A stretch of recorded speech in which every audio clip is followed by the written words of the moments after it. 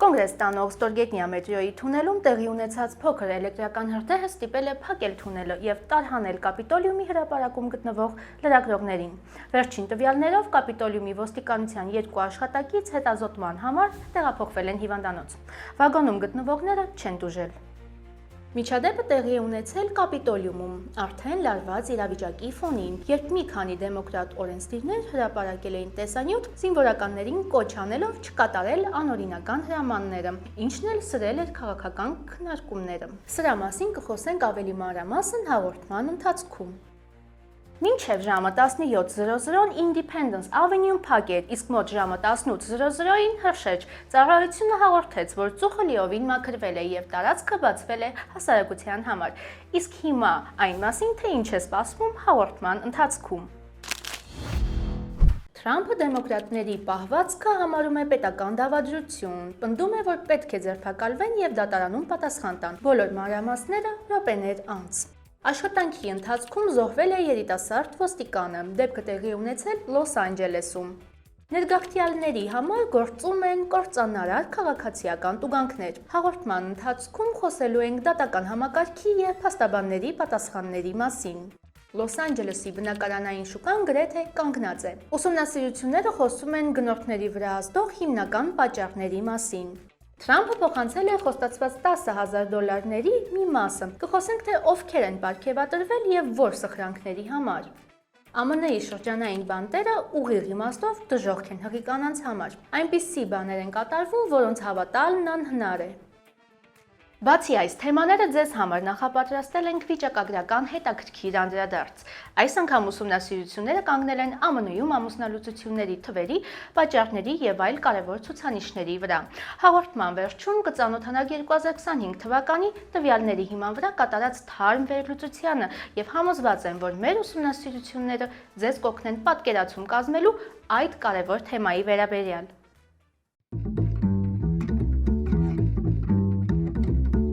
Ողջույն, դուք միացել եք Glendale News-ին, ես Մանու Հարությունյանն եմ եւ այսօր ձեզ կպատմեմ Ամերիկայում տեղի ունեցող ամենակննարկվող ու կարևոր թեմաների եւ իրադարձությունների մասին։ Ձեր ակտիվությունը մեզ համար շատ կարևոր է։ Մենք իսկապես կարդում ենք ձեր բոլոր մեկնաբանությունները, լսում կարծիքները եւ շնորհակալ ենք յուրաքանչյուր լայքի ու կոմենտի համար։ Շարունակեք մնալ մեզ հետ ու աջակցել մեր աշխատանքին։ Իսկ հիմա անցնենք այսօրվա կարևոր թեմաներին։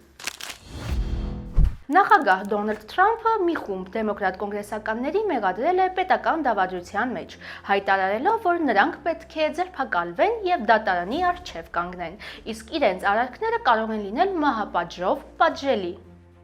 Խոսքը այն օրենսդիրների մասին է, որոնք մի տեսանյութում դիմել էին զինվորականներին ու հատուկ ծառայությունների աշխատակիցներին, ընդգծելով, որ նրանք պարտավոր չեն կատարել անօրինական հրամաններ։ Մասնակիցները հիմնականում պատերազմի վետերաններ կամ նախկին հետախուզական պաշտոնյաներ են։ Տեսանյութը տարածել էր Միչիգանի սենատոր Էլիսա Սլոտկինը։ Truth Social-ում Թրամփը գրել է. «Սա պետական հանցագործություն է։ Ամերիկայի յուրաքանչյուր դավաճան պետք է դատական պատասխանատվության ենթարկվի։ Այս խոսքերը անտեսելը նշանակում է երկիր չունենալ»։ Մինչ դեմոկրատները մեղադրում են տեսանյութը տարածողներին տեղեկատվությունը աղավաղելու մեջ, մյուսները բարձրաձայնում են, ասելով. «Սա սև օր է երկրի համար։ Նախագահը ոչ թե հանգստացնում է իրավիճակը, այլ սպառնում է մեզ մահվան։ Խնդիրը ոչ թե մեր, այլ սահմանադրության արժեքի մասին է»։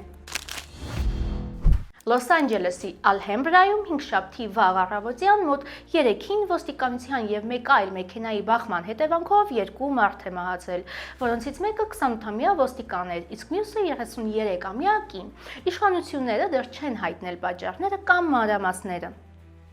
Սպանուտը ամիս էր ծառայում ոստիկանությունում։ Նա հերթապահության մեջ էր գործընկերոջ փոխարեն եւ հայտնի էր իր նվիրվածությամբ ու անսպառ պատրաստակամությամբ։ Fox 11-ի տվյալներով մեկ կասկածյալ ձերբակալվել է, սակայն կապը վթարի հետ դեռ պարզ չէ։ Վթարի հետևանքով վիրավորվել են եւս 2 մարդ։ Կալիֆոռնիայի նահանգապետ Գևին Նյուսոմը կարգադրել է բոլոր դրոշները կիսով չափ իջեցնել, հարգելով ոստիկանի հիշատակը, ընդգծելով, որ նրա քաջությունն արտացոլում է հանրային պարտքի բարձրագույն արժեքները։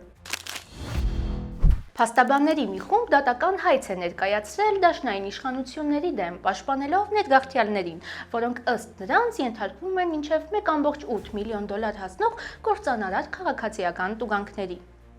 Օրական $998 տուգանքը, որը ըստ կառավարության պետք է մարդկանց տիպի, որ երկիրը լքեն, կիրառվել է ավելի քան 21500 ներգաղթյալների վրա։ Հայցում նշվում է, որ այս տուգանքները չափազանց բարձր են եւ խախտում են ներգաղթյալների սահմանադրական իրավունքները։ Գործը ներկայացվել է դատարան 2 ներգաղթյալ կանանց անունից եւ փաստաբանները պահանջում են նրան տալ խմբային կարգավիճակ, քանի որ տուգանքների ընդհանուր գումարը ըստ նրանց արդեն գերազանցում է $6 միլիարդ։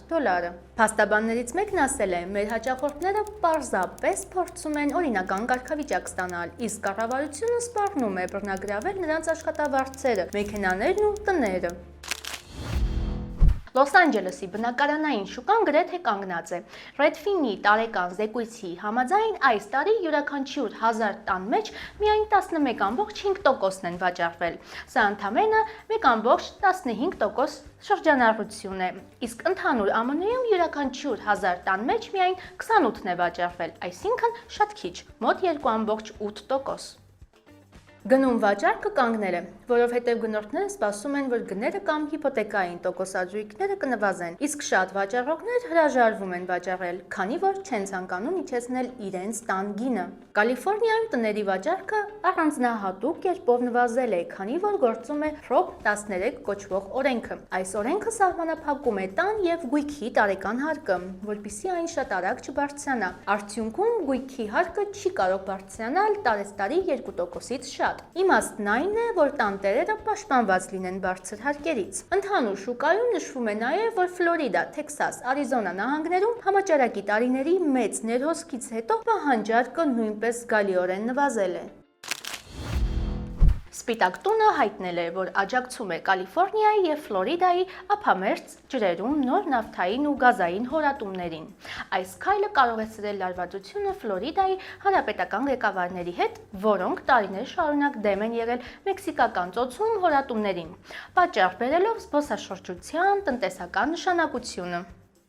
Նավթային արդյունաբերությունը շարունակում է ճնշում գործադրել, պնդելով, որ նոր ծովային հորատումները կնպաստեն աշխատատեղերի ստեղծմանը եւ էներգետիկ անկախությանը, սակայն հորատումները մեքսիկական ծոցի արևելքում արգելված են 1995-ից, իսկ Կալիֆոռնիայի դաշնային ջրերում մոտ 30 տարի։ 2026-ից 2031 թվականներին դաշնային ծրագիրը նախատեսում է մինչև 34 աճուրդ, որոնցից 6-ը Կալիֆոռնիայի ափերի մոտ, 21-ը Ալյասկայում եւ 2-ը մեքսիկական ծոցի արևելքում։ Ֆլորիդայի սենատորը դեմ է ծրագրին, ընդգծելով, որ նահանգի մաքուր լողափերը կարևոր են տնտեսության ու բնապահպանության համար եւ խոստացել պայքարել դրանց պահպանման համար։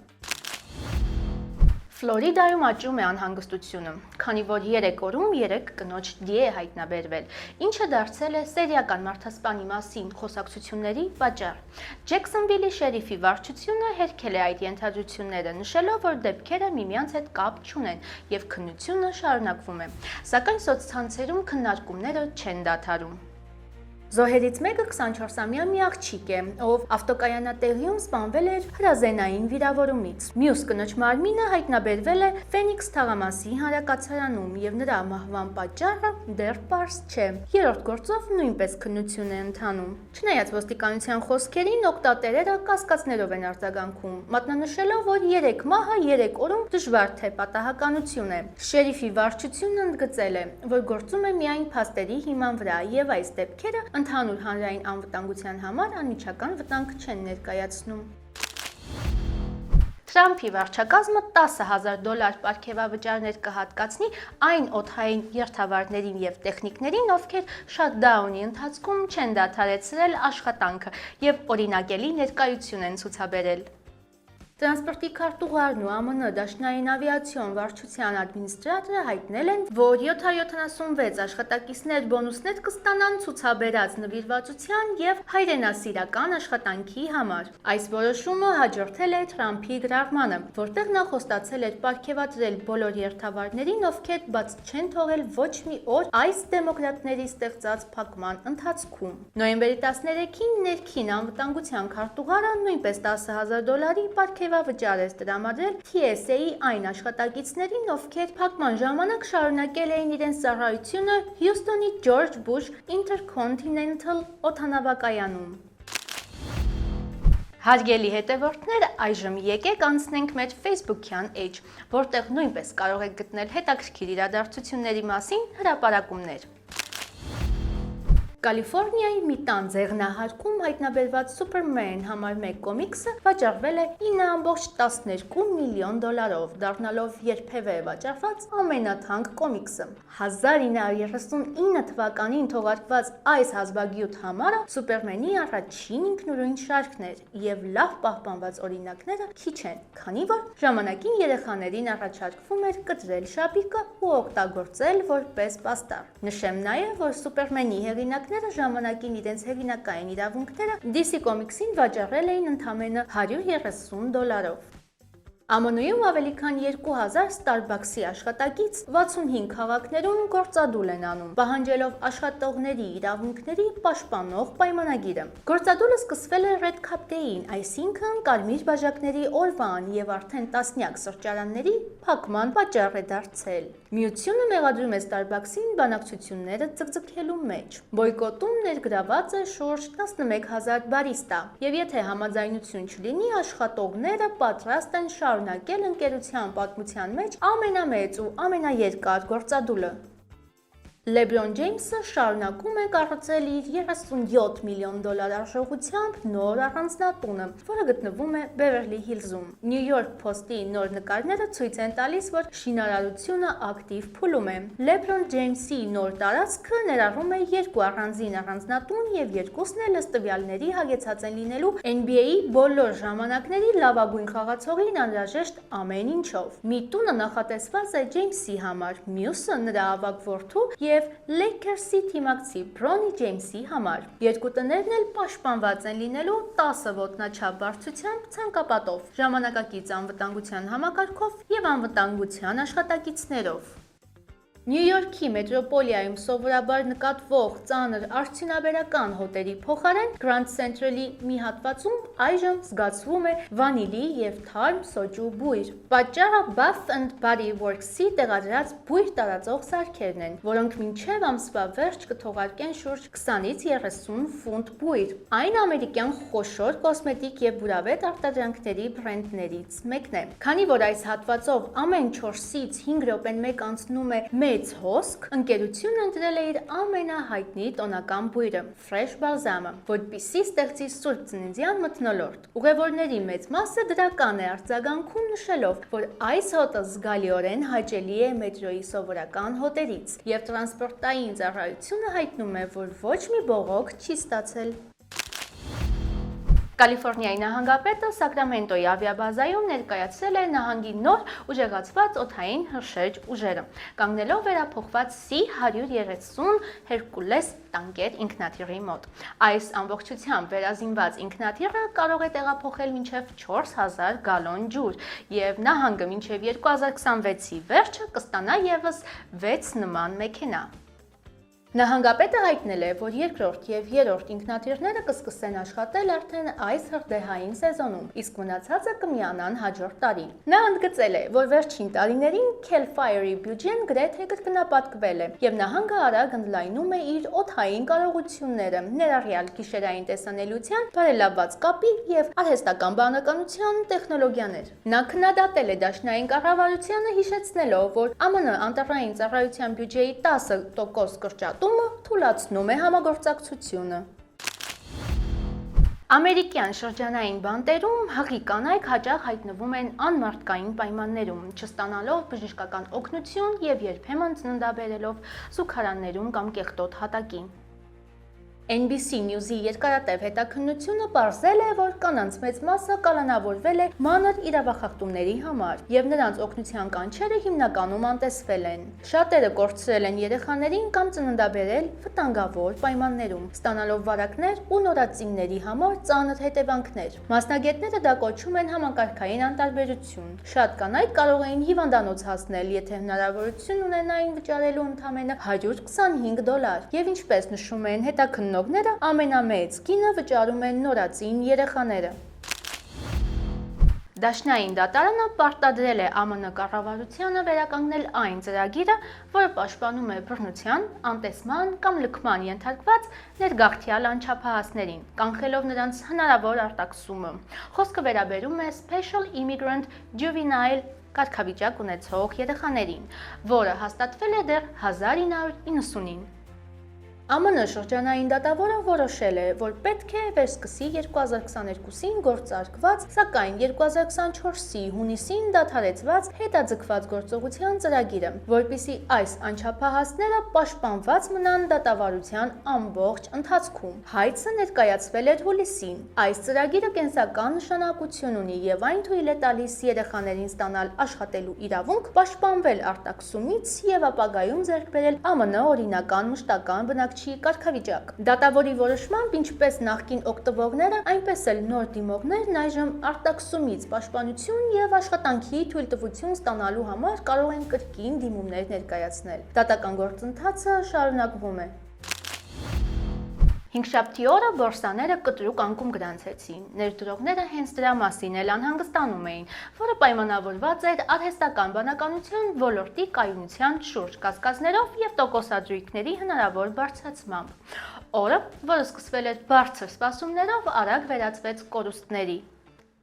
Nasdaq-ը ընկավ 2%, S&P 500-ը ավելի քան 1.5%, իսկ Dow Jones-ը կորցրեց մոտ 390 միավոր։ Բիթքոյնի արժեքը նույնպես նվազեց, հասնելով $87,000։ Իրավիճակը այսպիսին էր. առավոտյան շուկան աճում էր սպասվածից ավելի լավ, բայց օրվա երկրորդ կեսին անկումը խորացավ, քանի որ ներդրողները սկսեցին կասկածել AI ոլորտի շահութաբերության մեջ։ The Big Short-ի ոլորտի ամենահայտնի գրքերից մեկի հեղինակ Մայքլ Բարրին հիշում է. Եթե ինչ-որ բան օգտագործվում է, դա դեռ չի նշանակում, որ այն շահութաբեր է։ Ընդհանուր թուլացման ֆոնին S&P 500-ը հասավ իր ամենացածր մակարդակին։ Տնտեսական պատկերը լրացրեց Walmart-ը, որը ներկայացրեց վաճառքների աճ, սակայն զգուշացրեց, որ գնորդների ծախսունակությունը նվազում է եւ շուտով կարող են նոր ռիսկեր ծագել բիզնեսի համար։ Այնուամենայնիվ, ընկերության բաժնետոմսերը աճեցին 6.5%-ով։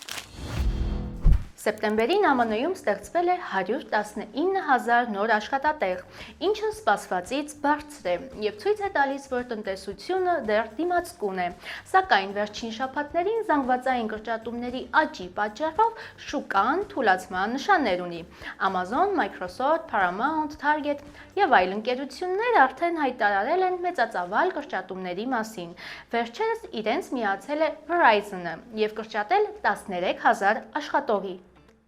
ԱՄՆ-ում գործազրկությունը հասել է 4.4%, քանի որ աշխատաշուկա է մտել շուրջ 450,000 նոր մարդ։ Այս մեծ ներհոսքը ստեղծել է մրցակցություն։ Հոկտեմբերին 39,000 աշխատող ստացել է պաշտոնական ազատման ծանուցում, որը վերջին ամիսների ամենաբարձր թվերից է, բայց այդուհանդերձ շուկան շարունակում է զգալ որակավորված մասնագետների պակաս։ Տնտեսագետները այս իրավիճակը նկարագրում են post and pray, այսինքն հրապարակի եւ աղոթիր մոտեցումով, երբ գործատուն պարզապես հայտարարություն է տեղադրում եւ հույս ունի, որ թեկնածու կհայտնվի։ Այս մեթոդը քիչ արդյունավետ է, մինչդեռ անձնական կապերով գտնելը ավելի լավ է աշխատում։